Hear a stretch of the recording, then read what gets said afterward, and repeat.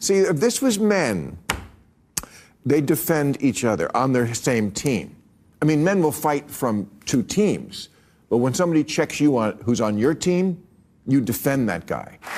Now, there's also a racial element to this. We can't deny that. I'll just say it's not always racism when a white person succeeds. Okay. And it's not always racism when black people hip check them either. Right? Like right. Both are at play. No. I think it's natural for a megastar to come in and people say, I'm kind of tired of hearing it's about everything. Her. It's women are catty. The league is very lesbian, and she's not. And there's race. There's a lot of going on here. I'm sure many of you are aware that Caitlin Clark and the Indiana Fever have been eliminated from the WNBA playoffs. That too, when I was driving to the game today. Obviously, it's annoying because there were way too many Caitlin fans, and but it just kudos because it's amazing to see so many people in women's basketball jerseys. It's amazing to see the excitement and the joy that comes out of that. So although I feel like our Dallas fans could have done better, I had mixed feelings, obviously, seeing all the Caitlin jerseys in our home, but it's an amazing sign for women's basketball, and it's just great how far we've come, and it's just fun. Yeah, it's good. It's a good thing. Yeah, thank you guys. After sitting out the Olympics, Clark made a strong return, leading her team to the playoffs, but they were unfortunately swept in just 2 games. We're not allowed anymore to show the #1 draft pick in the WNBA draft as opposed to Angel Reese, a woman who can't run. I mean, next time you watch Angel Reese play, yes, she can play. She's a good player, but she can't run. But we're not allowed to show the #1 pick in the draft, the most dynamic player, including everybody. Why? Well, because it's racist. Yes, it's racist according to the idiots. The WNBA has turned into quite a show, with some players portraying themselves as victims. Clark has certainly drawn significant attention to the league, highlighting the talent of these athletes. However, things have taken a strange turn recently. When will the madness end? I think it's on its way to ending. I do. I think that Netflix special last night showed that black folks can get on white folks on black folks, and everybody can laugh about it. And truthfully, if all the little D-bags like Seth Davis or Dan Wolken or Greg Doyle, the little white liberal peens in the ass don't like it, screw them. That's what I saw last night. Maybe we are, in fact, coming back. Woke progressives are alleging it was racist for the Indiana Fever's preseason game was available on WNBA League Pass, and Angel Reese's Chicago Sky preseason game was. Some players are accusing fans of racism, seemingly fueled by jealousy over Clark's growing fame. This situation also involves Brittany Griner, who has made similar claims. 27 years. These lesbian, angry OGs have milled around on the periphery of the sports world. They've had a league simply because, the NBA felt like we better help our sisters out. So let's fund a league where, frankly, it makes us look good, doesn't cost us any real money, and, we can promote our league in the middle of it. The issue is that there's no substantial evidence to support these allegations. While such claims have been circulating throughout the season, now during the playoffs, fans are being labeled as racist without any proof. And you had a couple of stars that nobody cared about. Crazy-ass Brittany Griner going and getting her dumb ass arrested. You had Diana Taurasi. I don't know what Diana Taurasi was doing. I never saw 1 second of Sue Bird, but I still swear to God, at the end of the day, she's not going to end up with that Megan Rapinoe. She's going to be a mom with 2 kids. That's just my opinion. 350 million people in this world. I can give you my opinion. She doesn't look like to me. This scenario reminds me of what happened with Duke volleyball, where fans were accused of shouting racial slurs, but investigations found no evidence to support those claims. Dan, what's a lesbian look like? Angry. She's happy. Real happy. I digress. Let's talk about the angry. So now here comes Caitlin Clark. Little white girl. Not that that should matter, because in sports, it doesn't, except in this sport. In this sport, that's all that matters. See, you got the angry African-American lesbians who just can't handle somebody coming into their league as a white girl with a bunch of attention. Now, I hearken back. I'm always hearkening. In the WNBA, it appears that some players prefer to adopt a victim mentality rather than addressing their pay disparities. Women in sports don't want other women in sports to succeed. They don't. Jealousy, it's just who they are, she said. Boy, have we seen that or what? Honest to God, little white straight girl comes in and does nothing but ball. She doesn't talk about politics. She doesn't talk about her gay lifestyle, which she's straight. Somebody mentions her boyfriend. She says, yeah, we're going to movies. We're going to go shoot baskets. People start hounding her boyfriend. Connor McCaffrey, son of Fran. He don't care. He's a dude. He's used to the attention being at Iowa, being the son of a Big Ten basketball coach. But here's the deal. They're not really making any effort. It's not like they're welcoming fans with open arms. It feels more like they want to play the victim. She handles it better than anyone. We got creepy-ass Greg Doyle. I'm glad that you're here. We got someone named Kennedy Carter knocking her ass into the freaking next week, and all she does is go, hey, let me drop 20 on your head. And then we got Angel Reese's dumbass. Now, she's just stupid. I feel bad for Angel Reese. Honestly, I could see this coming even before the season kicked off. The players are acting out, especially Brittany Griner. All of this conversation around Indiana Fever fans, it's all just misguided over-hatred of Caitlin Clark. And pointing a finger at, those guys, they're the racists, when really, y'all are the racists. The people coming up with excuses to hate Caitlin Clark and the new fan base that she brought. And justifying, again, as we talked about yesterday, Nike won't even put out a Caitlin Clark commercial, won't put out a Caitlin Clark shoe, because Nike has decided that they must bow to the angry black feminists, the Black Lives Matter movement, the feminist movement overall. Now, let's dive in. Brittany Griner says she faced racist taunts during WNBA games, but honestly, I'm a bit doubtful. Yes, Caitlin Clark is the biggest star in sports, but Nike, in order to promote equity and fairness and diversity and inclusion, you must spend all of your money promoting Asia Wilson, someone most people don't know exists and don't care about.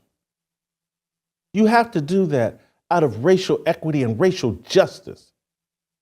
Don't lean into Caitlin Clark, who could make you a bunch of money when your stock is tanking and you've had to fire your CEO. Lean into Asia Wilson, a 6'5" person no one really knows or cares about. And it's not our fault. She's been in the league for years, and we haven't heard much about racism until now. It's strange that so many players are suddenly speaking out about it all at once. Her fan base is hated. It's the wrong type of fans. They tweet mean things to Alyssa Thomas. This stuff is a joke. And what I will give Christy Sides credit for, and I know many people will be calling for Christy Sides to be fired. I'm not going to be one of them at this point. I think she did walk into, and they inherited a very tough situation. The WNBA has been ignored for 27 years.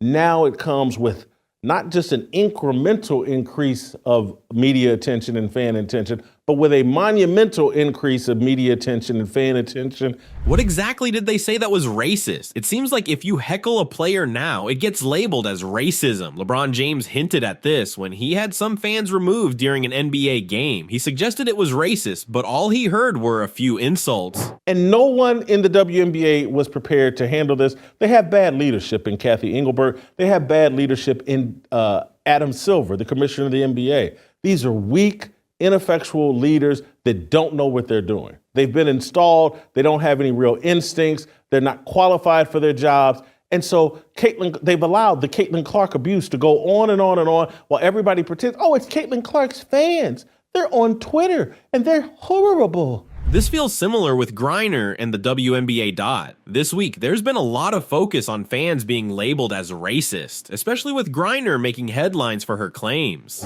Persecution and inappropriate behavior of their very own WNBA players. Those have been the real bigots. They hate Caitlin Clark. And I occasionally try to defend Cheryl Swopes, but at this point, it's just crystal clear. I haven't spent much time trying to defend Angel Reese. I've spent a tiny bit, but I just can't. Angel Reese is a hater. And her whole media popularity, her whole platform is built off the back of Caitlin Clark. Caitlin Clark is Kunta Clark. You know, she's dealt with racist comments during games before, and just this past Wednesday, right after Game 2 of the WNBA playoffs, the league put out a statement addressing the issue. She's the actual slave that everybody else is exploiting for their benefit. Angel Reese included at the top of that list. Now Alyssa Thomas jumps in and says, let me get my piece. Dejanay Carrington jumps in, let me get my piece. Can you believe it? The WNBA is calling out its own fans for their behavior. It seems like they're not too keen on expanding their audience if it means confronting racism, derogatory remarks, and threats. Caitlin Clark got poked in the eye and injured, black eye. You can still see the black eye last night. There was no foul called during Game 1 when it happened. There was no investigation of whether this was a flagrant act and deserved any type of penalty. Totally ignored. Nothing. Your most important player, the person that's driving all of your engagement, everybody's making money off Caitlin Clark. She gets gouged in the eye by a player who clearly hates her. We've seen the previous behavior this season. We've seen her tweets. Clearly hates her. WNBA, there's no statement being made. Hey, we got to be more careful. We got these ladies with these long fingernails. We can't have this happen. We investigated this. We don't think it's intentional. We do think it's intentional. None of that happened. They even hinted at possibly involving the police for those who crossed the line. It's an actual joke that it did happen. Something that the players can joke and laugh about and mock later. But oh my God, let an Indiana Fever fan tweet anything to any player and the WNBA is going to release a statement. And Alyssa Thomas and these other girls are going to hold press conferences. Have you seen these tweets? Oh, how hurtful they are.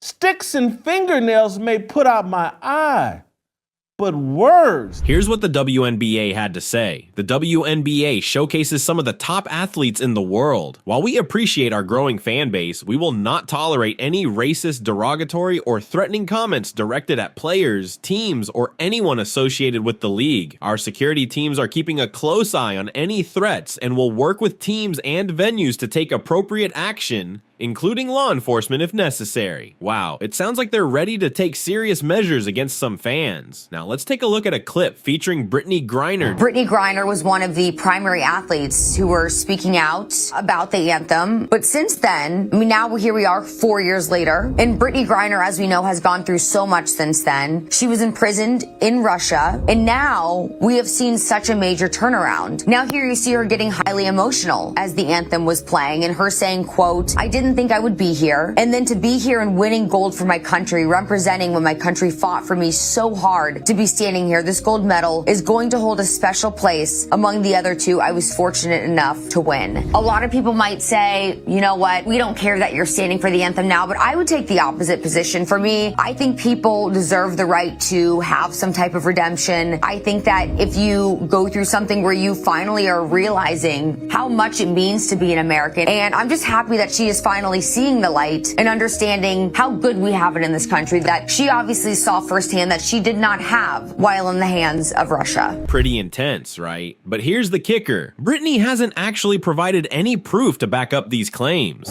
It was nice to be back on the court in a real game and everything. The love from the fans when I came out was amazing. The players, I definitely feel it.